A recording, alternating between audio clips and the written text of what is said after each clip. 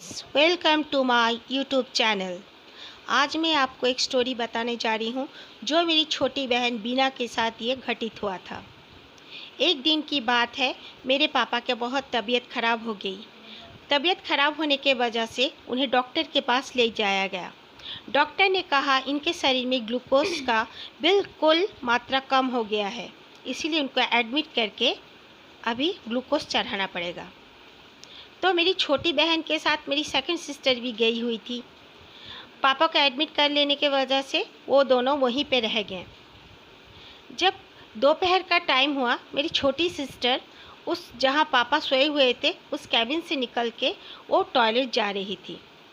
उस समय देखा उसने उस पास के ही एक रूम में एक अंकल बहुत करहा रहे थे।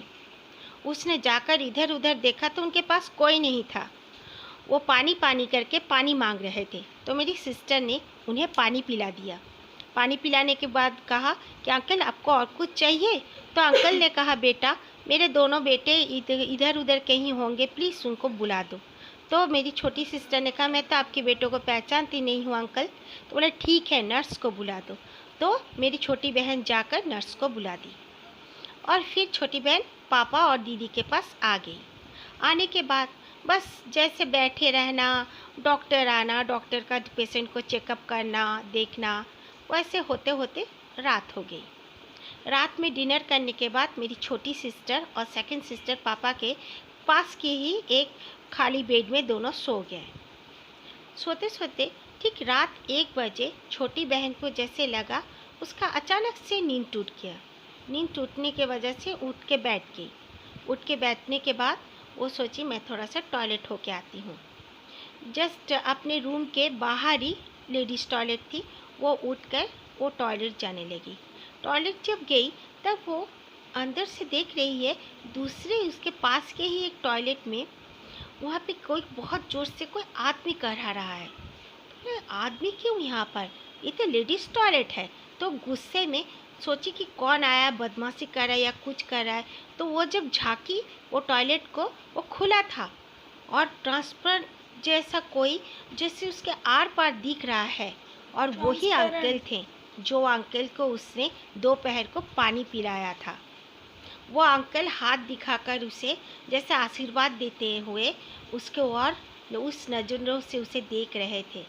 तो मेरी सिस्टर 1 मिनट के लिए तो जैसे सोचा उसने कि ये क्या हो रहा है, मैं सपना देख रही हूँ या सच का है।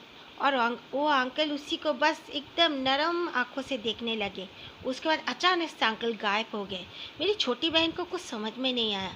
छोटी बहन दौड़ के जब टॉयलेट से निकली, फिर देखा कि वो अंकल के रूम में झांक कर तो काफ़ी नर्स, जूनियर डॉक्टर सब वहाँ पे अटेंड हुए थे। तो वो जब भैया को पूछी कि भैया क्या हुआ, तो भैया ने रोते हुए कहा कि मेरे पापा डेथ हो गए हैं। तो मेरी छोटी बहन के शरीर में जैसे सिहरन दौड़ने लगा। वो दौड़ के अपने रूम में आई पापा और दीदी के पास। दीदी ने कहा कहाँ चली गई थी? तो उसने दीदी को सारी बातें बताई। दीदी बोली ओहो तूने पानी पिलाया था ना अंकल को, इसलिए अंकल तेरे को आशीर्वाद देने आए थे। उसके बाद बहन को अभी भी वो बात याद आने से डर जाती है, पर डरने के साथ साथ उसका डर भी गायब हो जाता है, क्योंकि वो अंकल का याद डर नहीं लगता बल्कि अच्छा लगता है। वो ज़रूर कोई अच्छे आत्मा थे। ओके फ्रेंड्स, आप लोग अपना अपना फीडबैक मुझे ज़रूर दीजिए और मुझे कमेंट कीजिए।